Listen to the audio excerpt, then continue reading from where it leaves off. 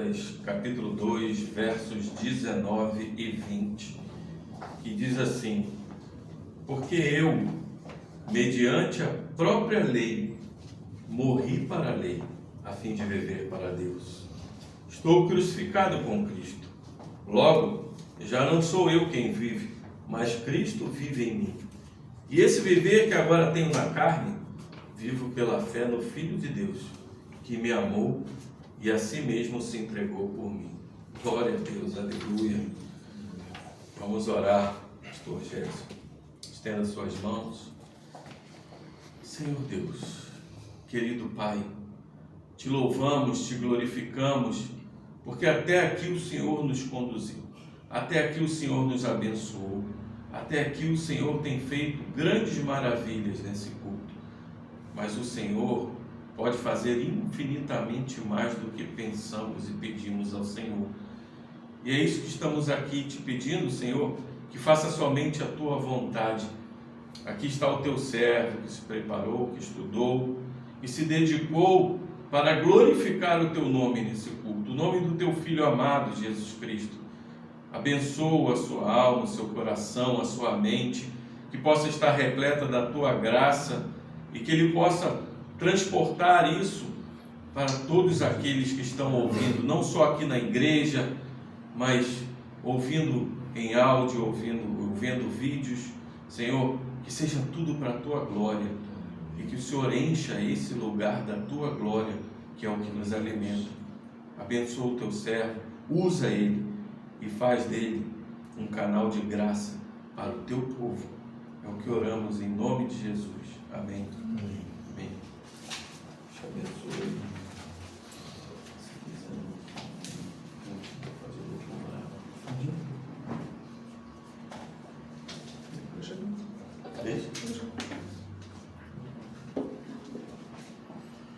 Bom dia a todos. Abra sua Bíblia no livro Filipenses, capítulo 1.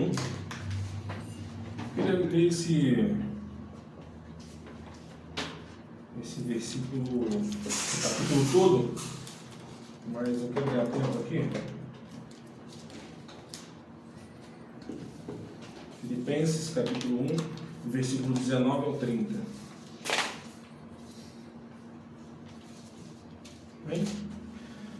Diz assim a palavra do bom mestre: porque estou certo de que isto mesmo, pela vossa súplica e pela provisão do Espírito de Jesus Cristo, me redundará em libertação, segundo a minha ardente expectativa e esperança de que em nada serei envergonhado, antes com toda a ousadia, como sempre, também agora, será Cristo engrandecido no meu corpo, que pela vida, quer pela morte. Porquanto, para mim, o viver é Cristo e o morrer é lucro. Entretanto, se o viver na carne traz fruto para o meu trabalho, já não sei o que hei de escolher. Ora, de um e outro lado, estou constrangido, tendo o desejo de partir e estar com Cristo, o que é incomparavelmente melhor. Mas por vossa causa é mais necessário permanecer na carne, e convencido disto, estou certo de que ficarei e permanecerei com todos vós para o vosso progresso e gozo da fé, a fim de que aumente, quanto a mim, o motivo de vos gloriardes em Cristo Jesus pela minha presença de novo convosco. Vivei acima de tudo por modo digno do Evangelho de Cristo, para que, ou indo ver-vos, ou estando ausente, ouça no tocante a vós outros, que estáis firmes em um só espírito, como uma só alma, lutando juntos pela fé evangélica.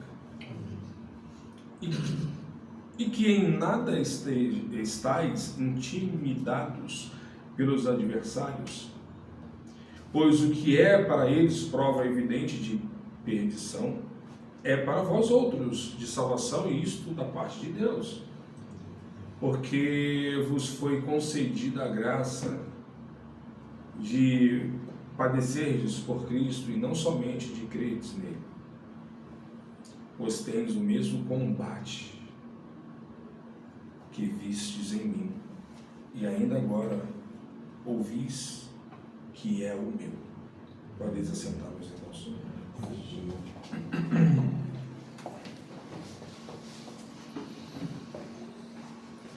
Como é que podemos então olhar aqui para a vida com os olhos de Deus? O apóstolo Paulo está preso, aguardando aqui o seu julgamento. Sua absolvição é ansiosamente esperada aqui pelos crentes de Filipos.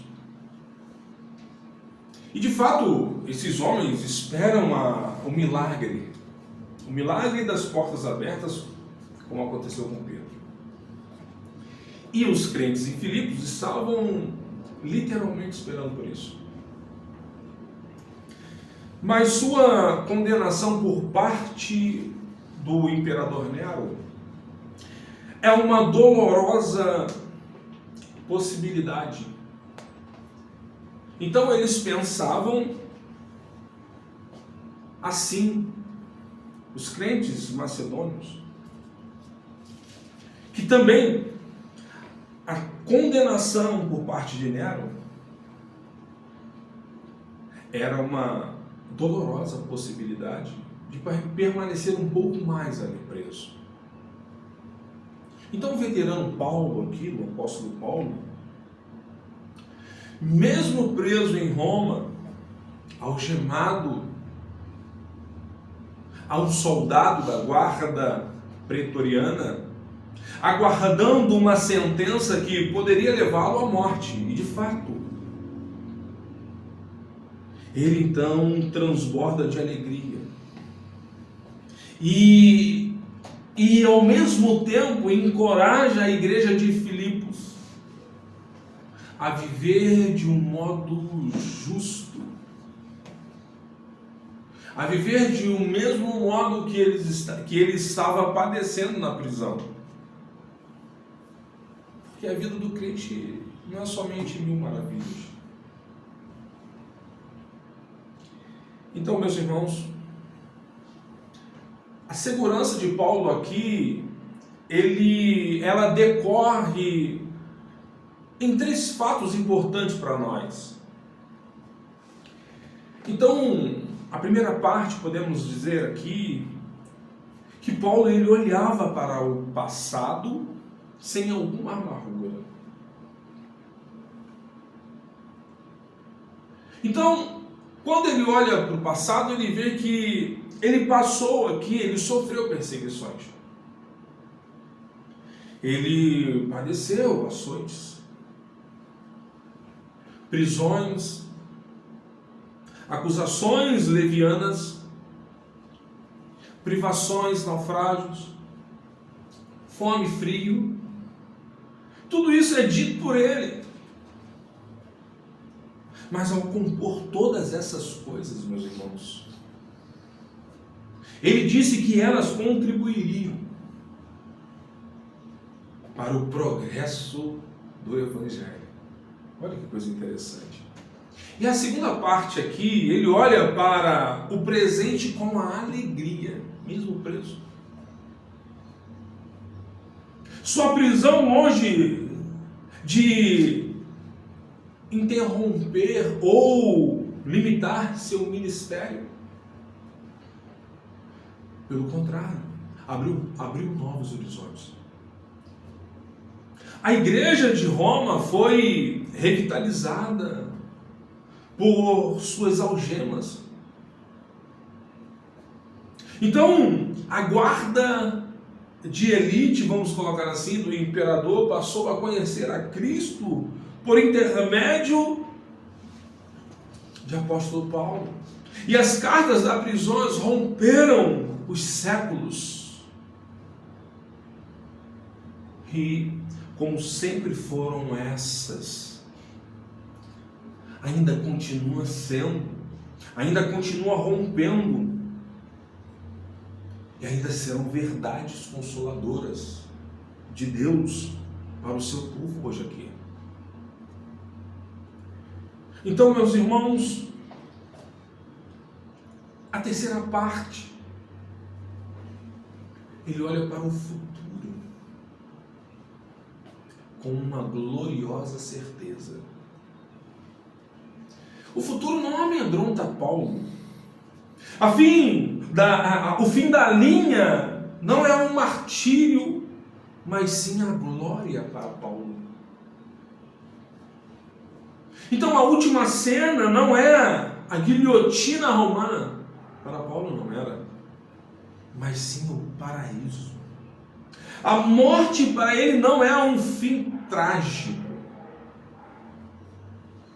mas uma recompensa gloriosa. Como pode um crente pensar dessa forma? Se Paulo estivesse hoje aqui, neste século, quando ele estivesse falando sobre essas coisas, as pessoas falam assim, esse cara é maluco. Imagine Paulo chegando e falando assim, morrer não é ir para um sepulcro. O pessoal vai falar, esse cara é doido. Não é para ir para um sepulcro gelado, escuro, mas é partir para Cristo. Isso sim é morrer.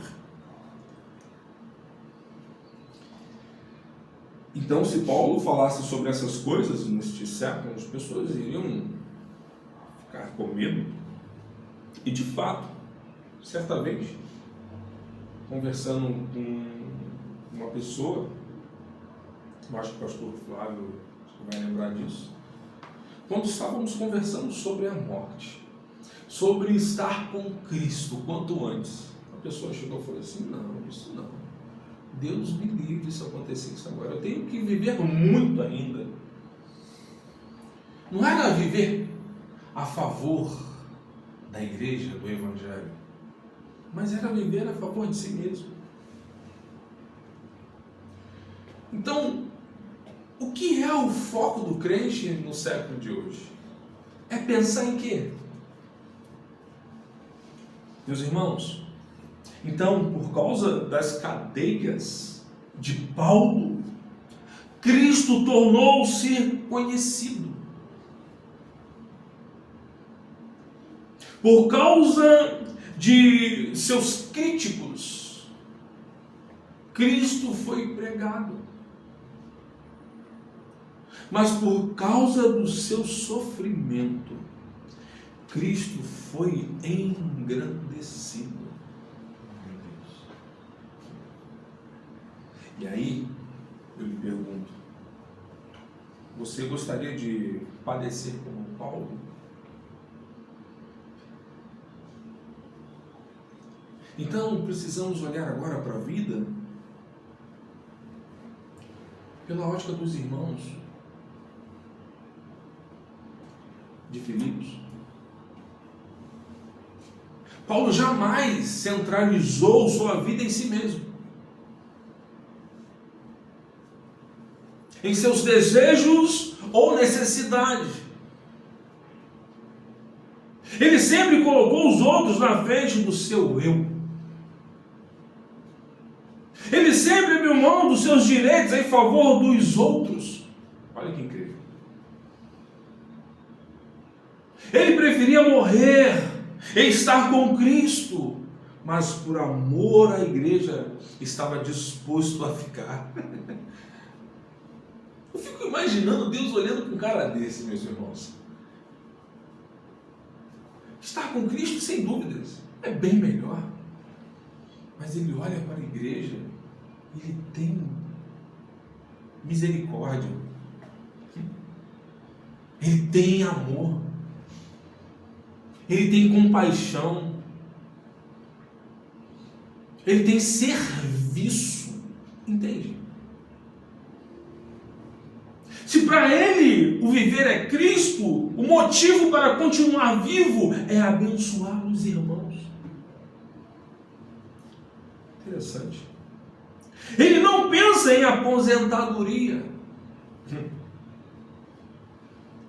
Ele não pensa agora. Antigamente, no quartel a gente falava que os das reservas, né? Mas tinha um ditado lá que quando a gente conversava, o general fulano já vestiu pijama.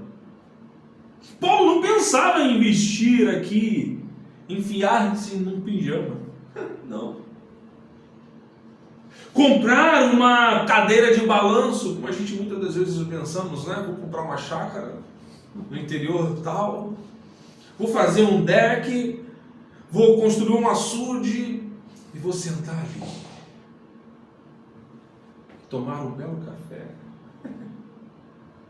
Paulo não. Paulo não pensa em sair de cena, em buscar um tempo de recolhimento para cuidar de si mesmo. Paulo é como uma vela.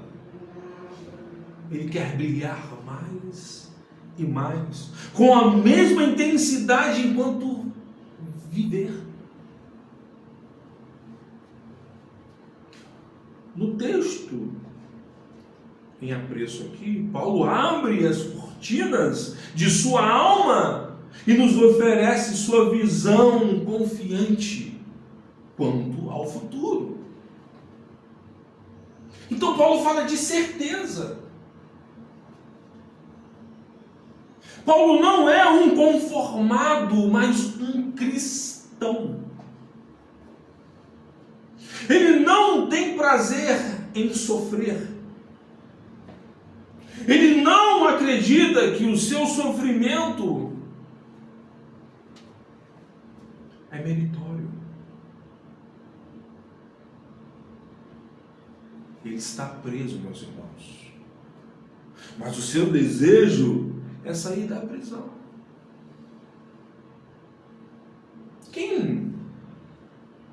Qual missionário que esteja preso não gostaria de sair da prisão? Não para estar livre, entende? Mas sim para continuar pregando. É interessante a visão de Paulo aqui.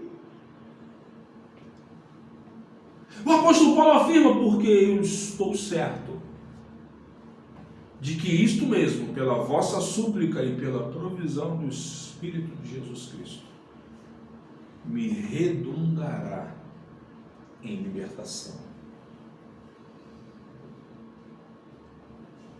Então a palavra usada aqui para Paulo, para libertação,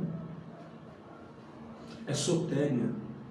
Tem um rico significado que vai além de um simples conceito de salvação, vai além disso. Então, no mundo grego, originalmente falando, se referia à salvação de perigos, mas os perigos sérios demais.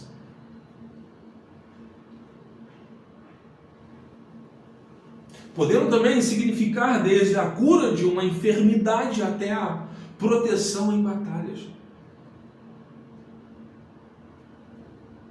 Até mesmo representar um retorno seguro. Então Paulo demonstra confiança nessa libertação por duas razões básicas: uma humana e a outra divina. Então Paulo apresenta a oração para a igreja. Meus irmãos, digo eu, para mim Paulo foi o maior teólogo do cristianismo. Ele foi o maior intérprete das verdades cristãs. Paulo, por outro lado, ninguém expressa tanta confiança na oração como Paulo. Então Paulo ora pela igreja. E o mais interessante, que também ele pede oração ao seu favor. Então no versículo 4 ao 11, Paulo vai falar sobre isso. Em Tessalonicenses, 1 Tessalonicenses, capítulo 5, versículo 25. 2 Tessalonicenses, capítulo 3, do versículo 1 ao 2. 2 Coríntios, capítulo 1, versículo 11. Paulo sempre está pedindo oração e orando pela igreja. Sempre se colocando na brecha a favor do povo de Deus, mas ao mesmo tempo pedindo misericórdia para que a igreja viesse orar por ele. Mas ele está preso e tem certeza da sua libertação por causa das orações da igreja em seu favor. A Bíblia diz que muito pode, por sua eficácia, a súplica do justo. Tiago, capítulo 5, versículo 16, vai falar sobre isso. Então Paulo suplica a favor dos filipenses. Então, como vai dizer Ralph Martin, ele fala assim: a súplica dos filipenses é a resposta à sua súplica a favor dele. É muito interessante. Pela provisão do Espírito de Jesus Cristo. Essa é a oração de Paulo. A ação de Deus não anula a intervenção divina e nem a soberania de Deus, isenta a responsabilidade humana. Pela provisão do Espírito Santo, Paulo será posto em liberdade. Mas essa ação do Espírito vem com respostas da oração da igreja. A provisão do Espírito Santo sugere um revestimento, um fortalecimento de sua vida, de tal forma que sua coragem não falhará. Então, ao mesmo tempo que a igreja está orando a favor de Paulo, por libertação, o que Deus faz? Encoraja mais, fortalece mais, reveste mais, e ele continua suportando a prisão. Entende?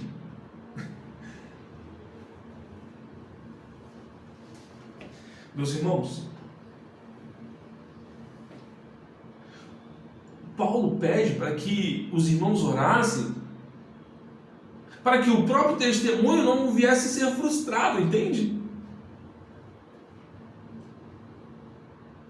Seja qual for o resultado do processo contra Paulo, jamais o testemunho de Paulo poderia ser frustrado. Por quê? Por conta da oração do povo de Deus, da igreja, a favor de Paulo. Então, meu irmão, minha irmã, a ajuda do Espírito Santo é nada menos que o poder de Cristo disponível para o seu povo. Então Paulo fala sobre expectativa.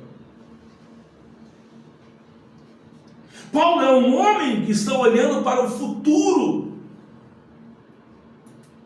na ponta dos pés, tentando enxergar o futuro, e consegue enxergar como se fosse um farol.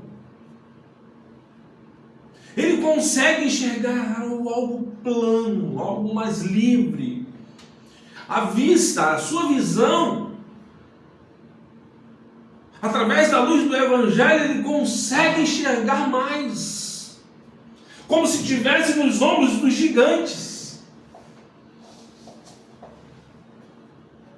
Então, toda esta situação, Paulo tem uma esperança, e essa esperança é intensa, é concentrada onde ignora outros interesses.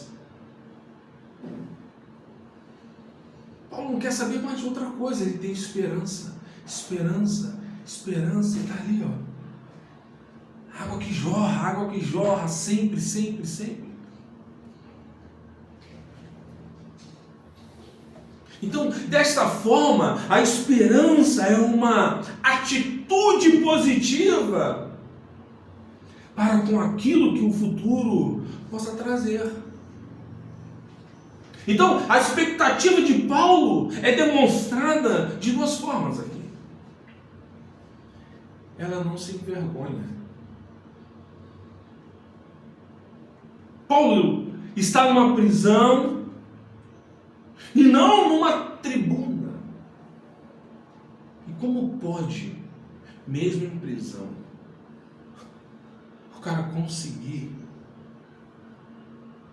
mandar mensagem de ânimo para o povo de Deus? Ele estava algemado, e não num púlpito como eu aqui. Entende? Então sobre ele pesa o quê? Pesava a acusação. Sua vida está sendo devassada e vasculhada. Seus inimigos são ardilosos e implacáveis. Então, as acusações contra ele são apenas levianas.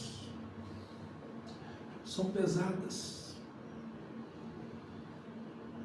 Então, Paulo reconhece que precisa das orações da igreja e do socorro do Espírito Santo para não sucumbir. Eu fico imaginando alguém no corredor da morte. Alguém que foi colocado no corredor da morte e ele não é culpado. Entende? A história, tem várias histórias sobre isso. Pessoas que foram colocadas no corredor da morte e não eram culpadas.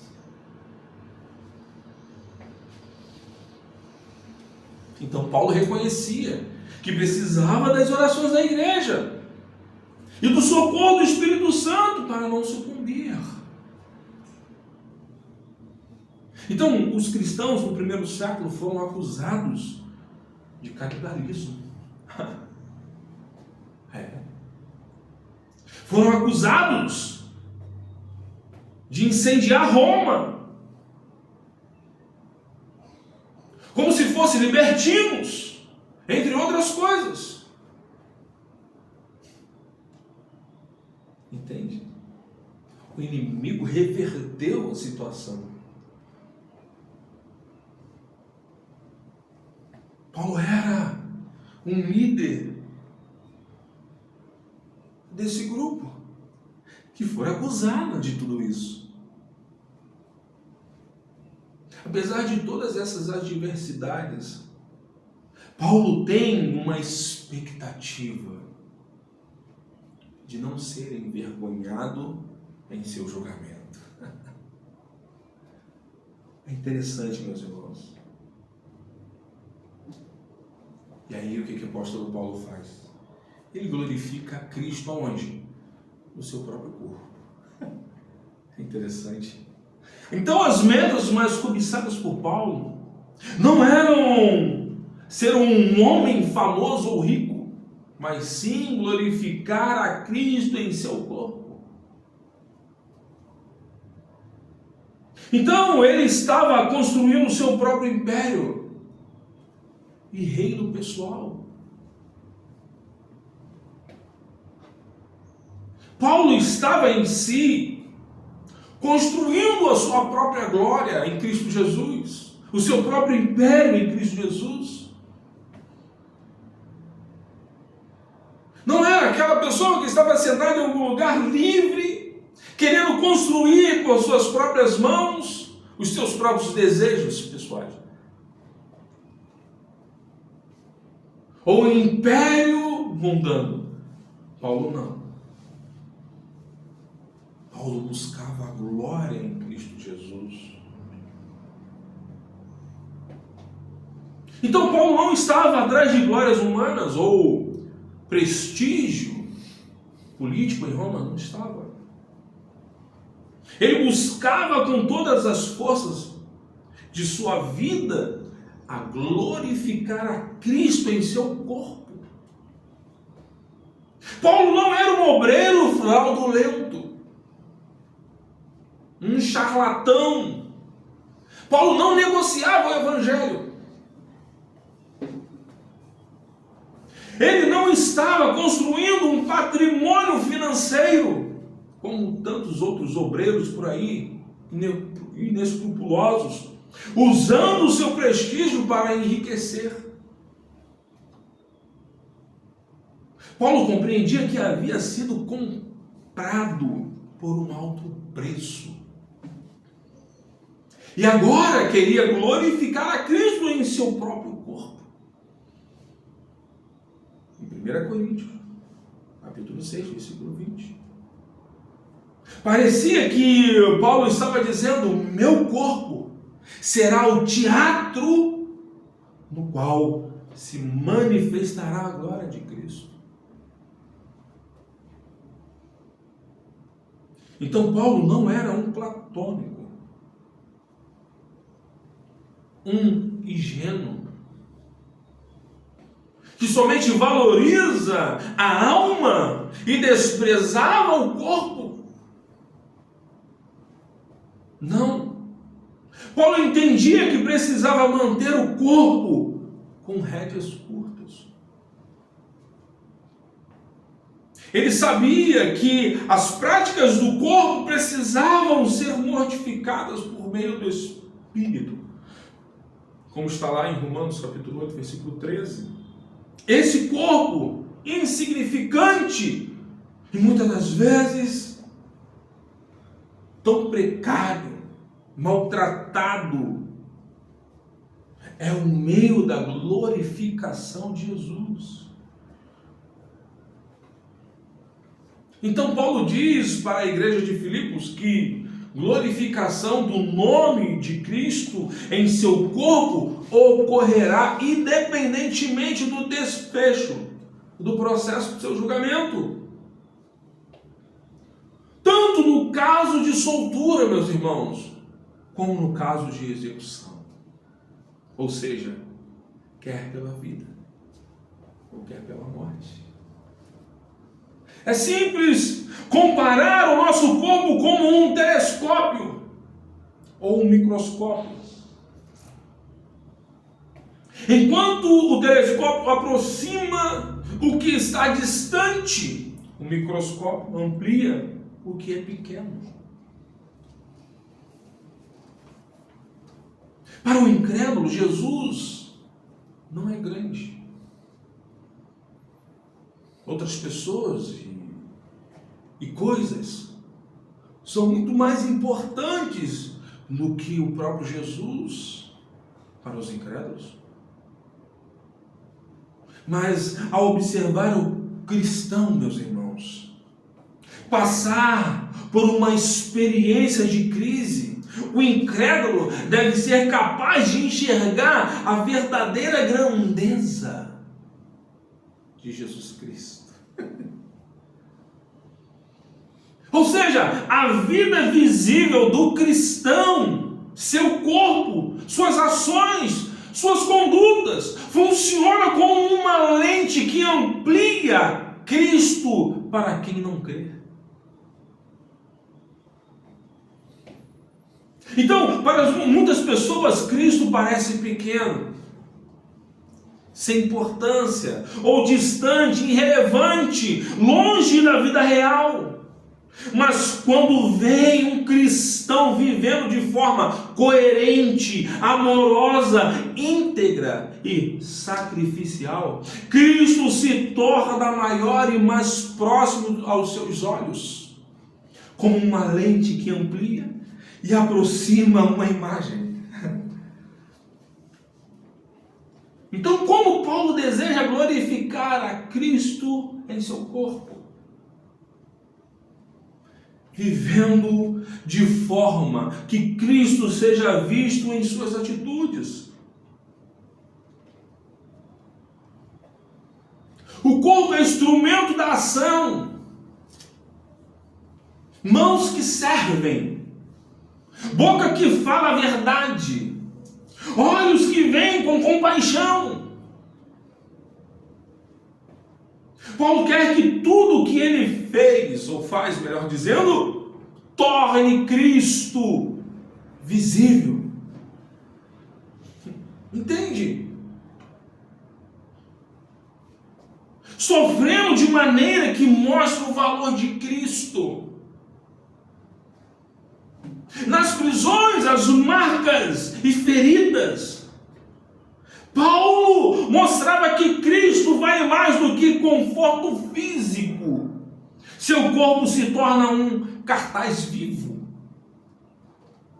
do Evangelho de Cristo, a qual ele vivia.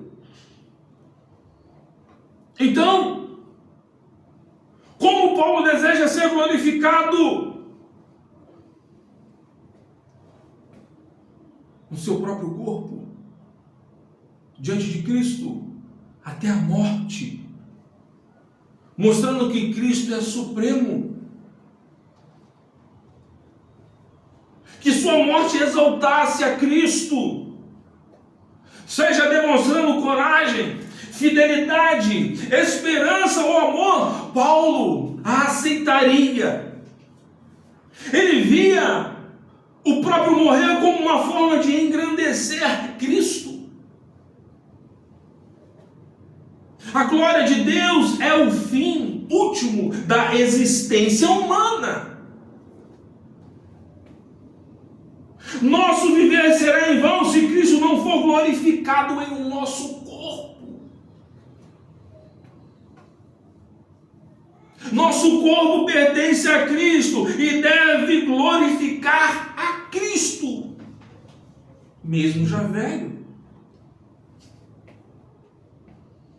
Mesmo já velho, trazendo no nosso corpo a marca de Cristo. Então Paulo, afligido pelo espinho na carne, tendo passado por açoites, prisões, escassez de pão, Paulo quer glorificar a Cristo em seu corpo pela sua vida. É preciso aprender a glorificar a Cristo pela morte. Não basta viver bem, é preciso morrer bem, entende? Não morre bem quem não vive bem para a glória de Cristo. Então Paulo deseja ardentemente glorificar a Cristo em sua morte, como glorificou em sua vida, entende? Percebe a importância de entendermos isso, que Paulo está passando para nós deste século? Não pode ter a morte de um justo quem viveu como um ímpio. Não pode glorificar a Cristo na morte quem não glorificou a Cristo na vida.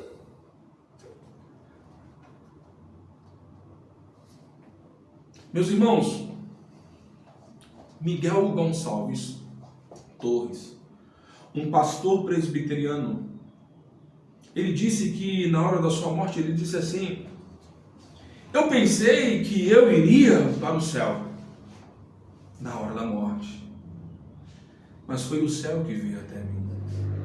É interessante.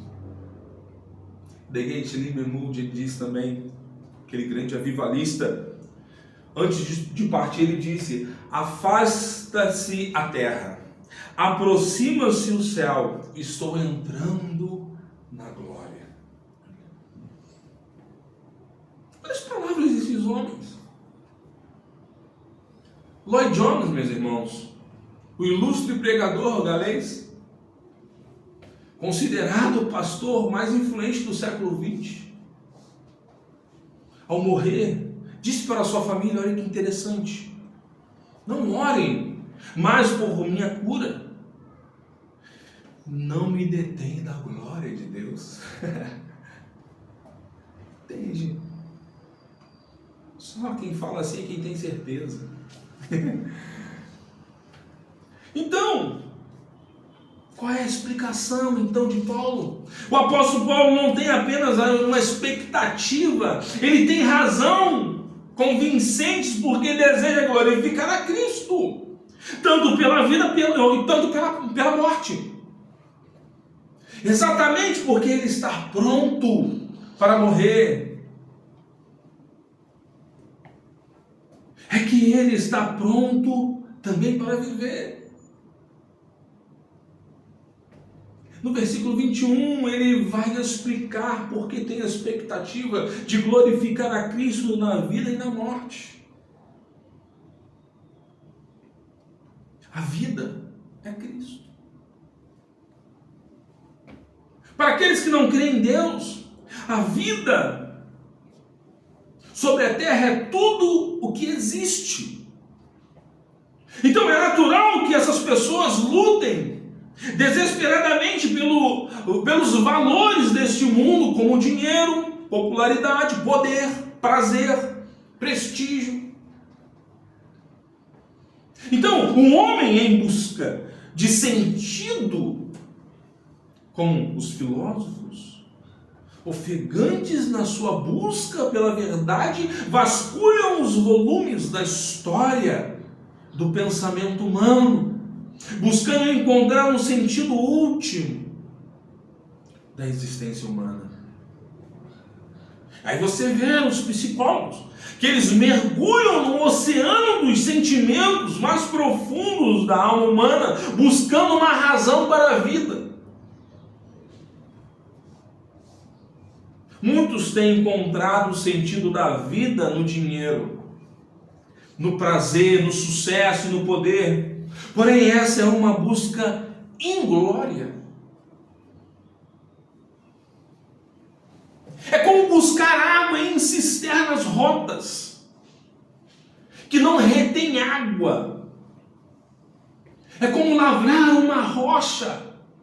Deus colocou a eternidade no coração do homem, e as coisas temporais e terrenas não podem satisfazê-lo. Então, por isso que muitas pessoas buscam se satisfazer em algo que não preenche sua vida. Por isso sempre tem algo que lhe falta. Nada desse mundo pode preencher esse vazio. A pessoa quer chegar no topo, e quando chega no topo ainda se sente vazia e quer mais, e quer mais.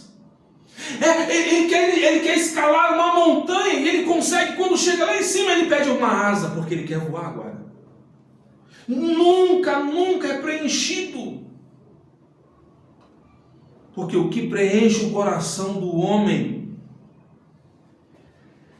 é a eternidade com Cristo. Somente isso satisfaz o homem. Então, um grande paladino do cristianismo, o velho e surrado apóstolo Paulo, diz que Cristo é a razão da vida. Para Paulo, Cristo marcava o começo, a continuação, o fim, a inspiração e a recompensa da sua vida. Então, a morte é lucro. Então, a morte para o cristão não é o fim da linha. A morte não é a ascensão da existência. A morte não é um fracasso, nenhuma derrota. Para o cristão, a morte é lucro. Isso que importa. Então tem alguns pontos que eu gostaria de lhe falar. Nesse primeiro ponto, a morte é lucro porque é o descanso das fadigas. A vida está crivada de muitos sofrimentos agora. Aqui na morte não há choro.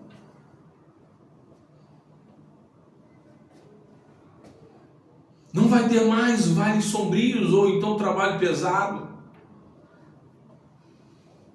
Então a morte é o descanso da fadiga e do esgotamento. Em uma outra parte, a morte é lucro, porque morrer é ser aperfeiçoado para entrar na glória, entende? A morte para o cristão não é decadência, mas aperfeiçoamento para entrar na glória, na cidade santa, na Nova Jerusalém celestial. O terceiro ponto, a morte é lucro porque Porque morrer é ir para o seio de Abraão. Então, quando um cristão morre, seu corpo desce ao pó, mas seu espírito volta para Deus.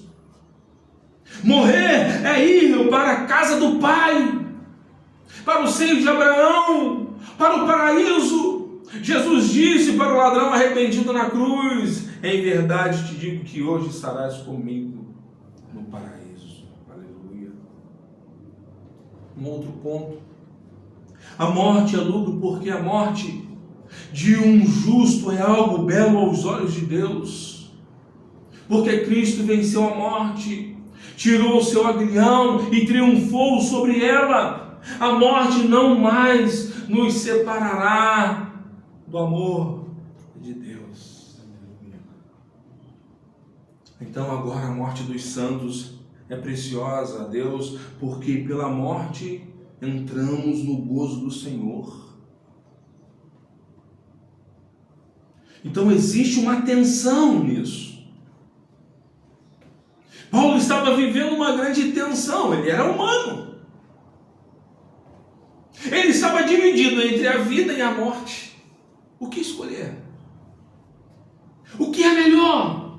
Paulo coloca na balança essa tensão e vê que tanto a vida quanto a morte são desejáveis. Porém, ele tem uma preferência pela morte, embora liste razões para continuar vivendo.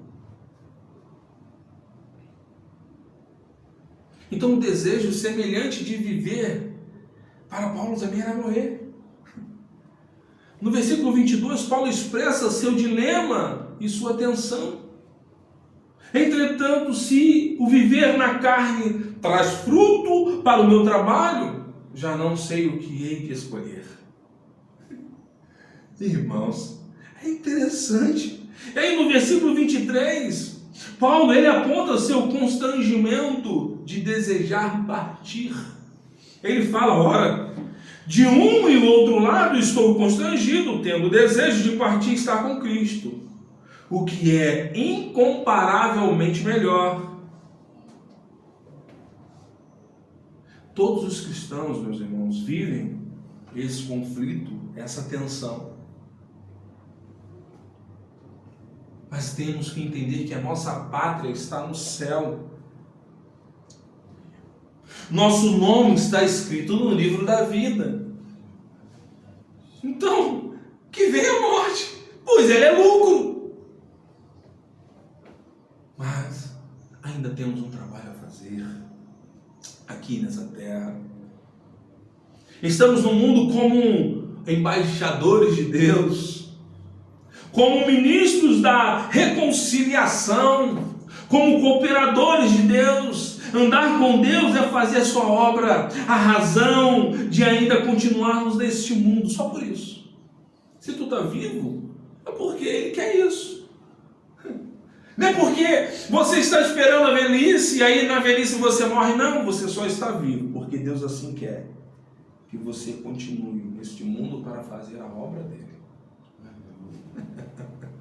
Oh, glória! Só por isso. Então o cristão não foge da vida nem tem a morte. Ele abraça a vida e a morte com a mesma empolgação e intensidade.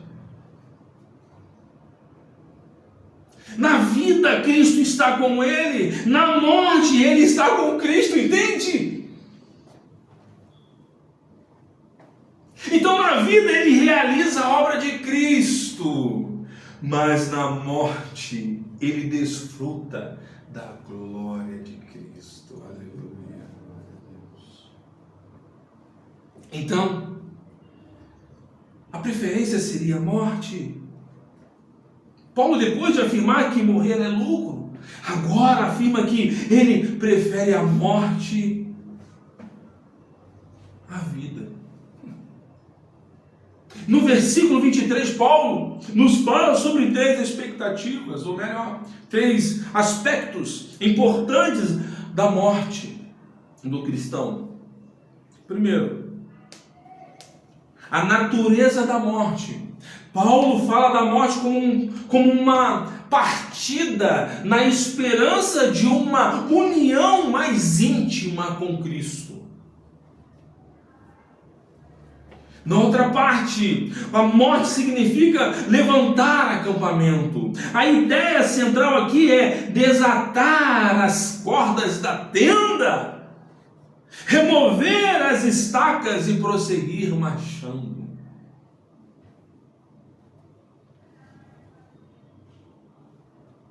A morte é colocar-se em marcha. Cada dia dessa marcha é uma jornada que se aproxima mais do nosso lar, meus irmãos. Até que enfim se levanta pela última vez o acampamento neste mundo e se transfere para a residência permanente na glória com Deus. A tenda é que vivemos desarmada pela morte a qualquer momento. A morte é uma mudança de endereço somente. Deixamos então uma tenda frágil, mudamos agora para uma casa feita pelas mãos de Deus, eterna, no céu. Oh, aleluia! Deixamos um corpo de humilhação e nos revestimos de um corpo de glória. Deixamos este mundo onde passamos por aflições e entramos na casa do Pai, onde Deus enxugará dos nossos olhos toda lágrima. Aleluia. Então, qual é a bênção da morte? Paulo diz que morrer é partir para estar não no purgatório, nem no túmulo, ou em sucessivas reencarnações. Não, mas é estar em Cristo, com Cristo Jesus. Morrer é deixar o corpo e habitar imediatamente com Jesus Cristo. Morrer não é partir para o além desconhecido, mas partir para estar com Cristo no céu. A morte não é uma viagem rumo às trevas, ao desconhecido, ou à solidão, ao tormento da escuridão. A morte é uma partida para estar com Cristo, para ter mais intimidade com Cristo, intimidade perfeita e eterna comunhão com Ele.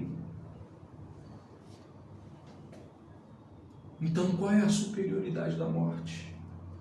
Então, Paulo diz que morrer é estar com Cristo, o que é incomparavelmente melhor. Muito melhor, sem comparação, meus irmãos. Então o céu é melhor, a glorificação é melhor, estar com Cristo como um corpo de glória é melhor. Viver ou ver a Cristo glorificado é desfrutar da sua companhia lá na eternidade, então é melhor. Então estar na casa do Pai, onde não tem mais dor, não tem mais lágrima, nem luto, é incomparavelmente melhor, Paulo diz. Então qual é o motivo para Paulo continuar vivendo? É simples, Paulo não tem medo mais da morte, até deseja a morte, porque morrer é partir para estar com Cristo, mas por causa dos crentes, oh glória a Deus, é mais necessário permanecer vivendo. O motivo da sua necessidade de ficar vivo é o progresso, é o gozo na fé dos seus filhos espirituais. No versículo 25, Paulo diz: e convencido disso, estou certo de que ficarei e permanecerei com todos vós para o vosso progresso e gozo na fé. Aleluia. Paulo tem a convicção que ficará e permanecerá com eles. Então, ele usa aqui um jogo de palavras.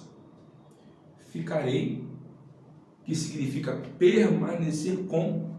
Enquanto permanecerei, significa aguardar ao lado de uma pessoa, estando pronto para ajudá-la em todo momento.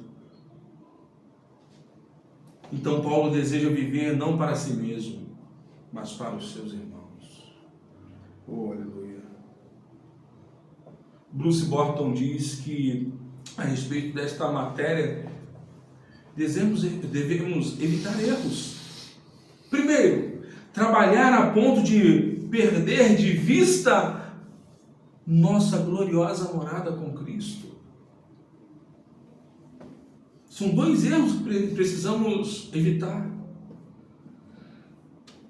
É viver tão entrelaçado com o mundo que a gente acaba perdendo a gloriosa morada com Cristo.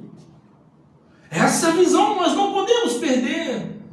Fique na ponta dos seus pés, como Paulo fez. Então, segundo, desejar somente estar com Cristo é negligenciar a obra que Ele nos chamou para fazer. Então, meus irmãos, isso eu estou acabando. O cristão ama a vida sem ter medo da morte. Ele é o cidadão de dois mundos. Ao mesmo tempo em que luta para a implantação do reino de Cristo na terra, sabe que sua pátria está no céu. Pensar somente na terra sem voltar-se para o céu produziu uma geração racionalista e estéril.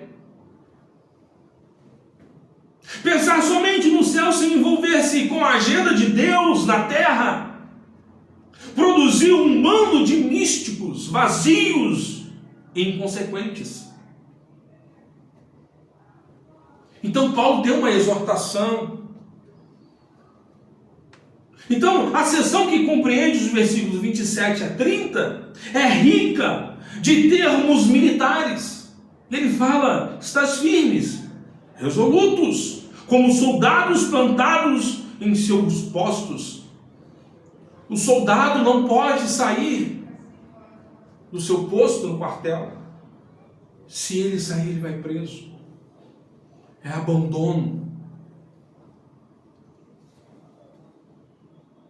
E quando ele fica no seu posto, é preciso lutar e não fugir. Então, meus irmãos, o cristão precisa lutar como se estivesse com os gladiadores em uma batalha, na arena. Ou é a vida ou é a morte. Então a coerência no capítulo 1, versículo 7, na parte A, fala de comparação. Na parte B fala de confiança. É uma arma contra o inimigo.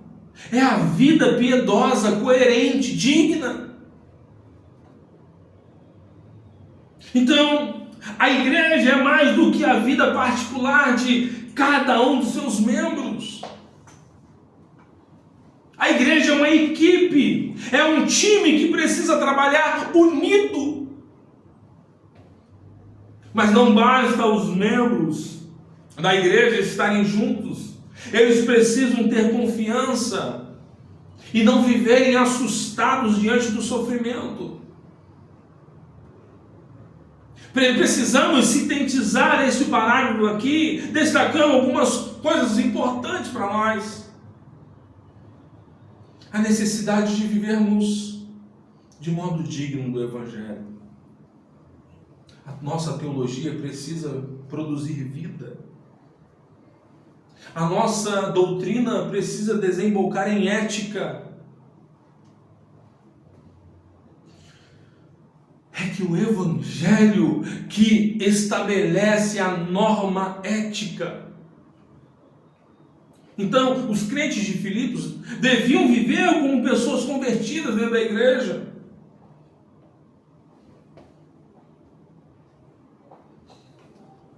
A fé que abraçamos precisa moldar o nosso caráter, a nossa confiança. Meus irmãos, precisamos viver de modo digno, para não sermos causa de tropeço para os fracos. Precisamos viver de modo digno, para não baratearmos o evangelho que abraçamos.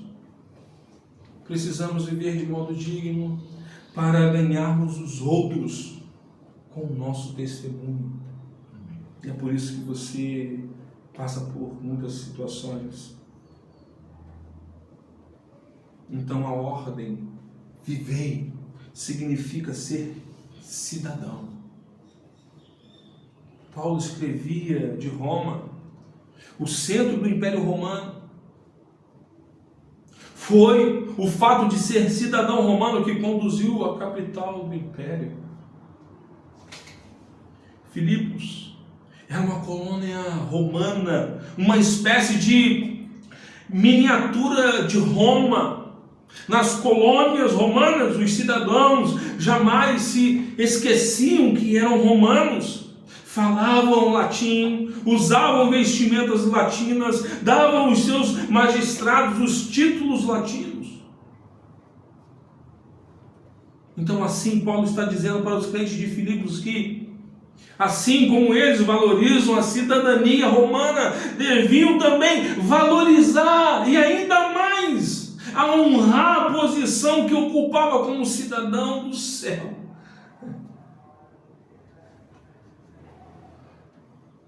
Então, precisavam ter uma unidade de trabalho.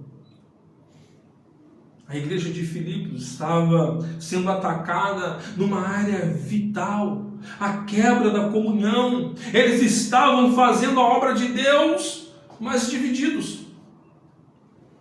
Então Paulo os exorta a estarem firmes em um só espírito, como uma só alma, lutando juntos pela fé evangélica. A unidade da igreja deve ser expressa em várias áreas, no coração e na mente. Então, isto fala das afeições, de como nos sentimos diante das pessoas e reagimos a elas. Isso fala acerca das coisas que realmente são importantes para nós. Na unidade de trabalho, devemos lutar juntos pela fé evangélica. A igreja não é apenas um amontoado de gente vivendo um parque de diversões, mas um grupo de atletas trabalhando juntos pelo mesmo objetivo, o Evangelho de Cristo. Então Paulo diz que os crentes devem trabalhar juntos como atleta de um time, todos com a mente focada no mesmo alvo e no avanço do Evangelho. Então, essa é a unidade da fé. A igreja precisa ter unidade doutrinária. Precisamos lutar não por modismo, doutrinas de homens, mas pela fé evangélica. Fora da verdade não há unidade. Muitos crentes fraquejam, abandonam as armas e fogem do combate na hora da tribulação. Outros se distanciam, não da obra, mas dos irmãos, e rompem a comunhão fraternal. Paulo exorta essas pessoas a estarem juntos e firmes, lutando pela fé, na comunhão. Então, ele fala, vocês precisam ter coragem na perseguição. A igreja de Filipos estava enfrentando uma ameaça interna, a quebra da comunhão, e uma ameaça externa, a perseguição de Roma. Então Paulo os exorta a trabalharem unidos e também a enfrentarem os adversários sem temor, sendo que o padecer por Cristo seria uma graça, pois até mesmo a perseguição à igreja vem da parte de Deus. E de fato vem. E é bem verdade que somos pegos, muitas das vezes desprevenidos, mas sabemos que somente pela fé, que vem pela graça, pode o sofrimento ser considerado um privilégio. Só isso, meus irmãos. Então a expressão "em nada estáis intimidados" aqui contém um verbo expressivo que sugere multidão de cavalos assustados. Paulo tem certeza que os seus amigos não iriam explodir em desordem sob a pressão da perseguição. Paulo diz ainda que a igreja, que embora separados geograficamente, estão aliados na mesma batalha. Paulo fala no último versículo que ele estava na mesma batalha, no mesmo combate. E aqui eu termino. Os planos de Deus incluem o sofrimento. O sofrimento das igrejas que estão por aí por fora. O nosso sofrimento. Visto que a natureza da vocação, meus irmãos, do cristão, recebeu o seu modelo do próprio Cristo, do próprio Senhor encarnado que sofreu e foi humilhado até a morte, morte de cruz. A vida da igreja deveria daquele que exemplificou o padrão do morrer para viver. Dessa forma, não há absolutamente nada incoerente nisso,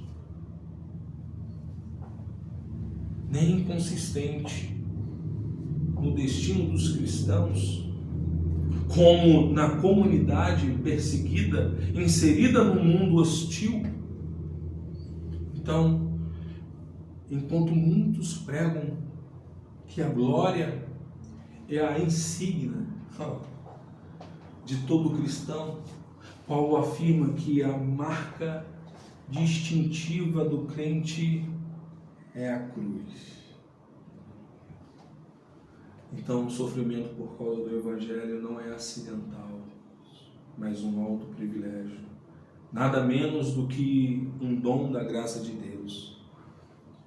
Meus irmãos, o sofrimento não é um sinal de derrota, mas de identificação com Cristo. Feche os seus olhos, vamos orar a Deus, porque Deus tem sido muito bondoso para conosco. Amém. Senhor Jesus, estamos aqui porque Tu és bendito. Louvado seja para sempre e para sempre seja o Teu nome. Obrigado a Deus, porque sabemos hoje que morrer é lucro, Senhor, mas viver também é. Viver para a Tua glória, para o Teu povo, para a Tua igreja, não para nós mesmos. E é por isso que estamos aqui, Senhor. Obrigado, Senhor. Obrigado, pois nós somos um milagre. Somos o Teu milagre na cruz. Obrigado por tudo que o Senhor tem feito por nós, por cada vida que escutou esta mensagem, vai escutar. Senhor, dê ânimo, dê força, e que eles podem entender, ó Pai querido, que a marca distintiva do crente é a cruz. E é por isso que estamos aqui, Senhor. O sofrimento não é um sinal de derrota, mas da identificação com Cristo. E é por isso que estamos aqui para Te agradecer. Louvado seja o Teu nome. Em nome de Jesus, ó Pai, Te agradecemos. Em nome de Jesus oramos. Amém. Fique de pé, meus irmãos, porque sabemos que o Senhor é muito bom para nós, meus irmãos. O Senhor te louva.